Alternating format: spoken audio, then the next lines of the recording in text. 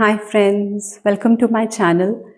आज हम लोग बात करेंगे कि क्या जो डिवाइन फेमिनिन है वो इस जर्नी को छोड़ सकती है, या जैसे हम कहते हैं ना कि वो वापस जा सकती है अपनी पुरानी लाइफ में। तो इसका बहुत ही सिंपल सा और बहुत ही शॉर्ट और जेन्युइन जो आंसर है वो ये है कि नहीं, वो ये जर्नी नहीं छोड़ सकती, क्योंकि ये एक डिवाइनली गाइडेड जर्नी होती है। तो इसमें जब आपको एक बार आपका एक्टिवेशन हो गया, एक बार आपको इस जर्नी का पता चल गया और आप इसमें आगे बढ़ने लगे, चाहे बेशक नहीं भी बढ़ रहे हैं, लेकिन अगर आपकी अवेकनिंग हुई और आपको पता चल गया कि आप इस जर्नी में हैं, तो उसके बाद आप वापस नहीं मुड़ सकते, क्योंकि आपकी जो सोल होती है वो आपको वापस नहीं जाने देती है। ठीक है ना, because it is a soul driven journey.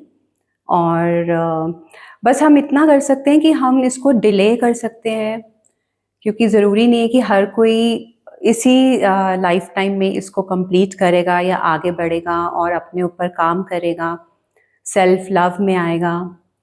तो ये एक्टिवेशन होता है, ये तो बहुत लोगों के साथ होता है, लेकिन हर कोई आगे बढ़ के काम नहीं करता। तो होता ये है कि आप इसको डिले कर देते हैं, और डिले फिर ये सालों साल भी हो जाती है और जन्मों जन्म भी हो जाती है।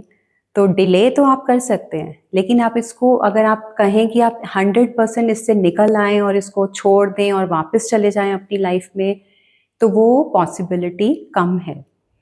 और अगर आप इसको डिले भी करेंगे, तो मैं आपको यहाँ ये बताना चाहूँगी कि बहुत ज़्यादा फिर सफ़रिंग वाली लाइफ रहती है।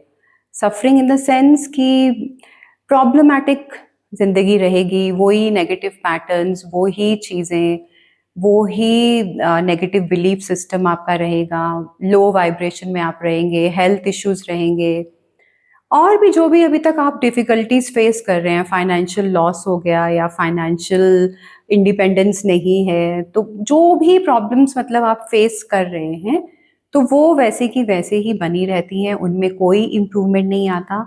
तो कहने का मतलब ये है कि अगर आप इसको डिले भी करते हैं, तो again you will go back to a life of suffering.